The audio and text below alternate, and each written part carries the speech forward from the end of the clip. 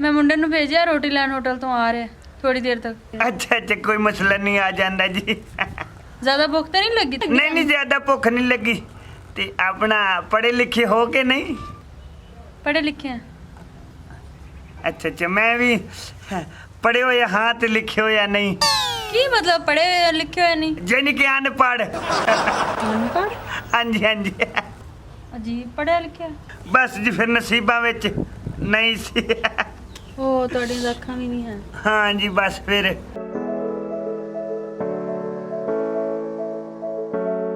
ਓਏ ਹਾਲ ਓਏ ਇਹ ਸਾਡੇ ਘਰ ਕੌਣ ਹੈ? ਹਾਂ ਉਹ ਕਾਸ਼ ਮੇਰੀਆਂ ਵੀ ਅੱਖਾਂ ਹੁੰਦੀਆਂ ਤੁਹਾਡੀ ਆਵਾਜ਼ ਤੇ ਸੋਹਣੀ ਤੁਹਾਡਾ ਚਿਹਰਾ ਵੀ ਵੇਖ ਲੈਂਦਾ। ਓ ਅੱਬਾ ਇਹ ਜਿਹੜਾ ਬੰਦਾ ਇਹ ਮੈਂ ਕਿਦਾਂ ਹੀ ਵੇਖਿਆ ਹੀ ਇਹ ਅੰਨਾ ਕੋਈ ਨਹੀਂ ਅੰਨਾ ਬਣਿਆ ਬੈਠਾ ਹੈ ਇਹਨੂੰ ਮੈਂ ਵੇਖਿਆ ਆ ਮੇਰਾ ਗੱਲ ਕਰੀਏ ਪੂਰਾ ਬੇਟਾ ਲਾ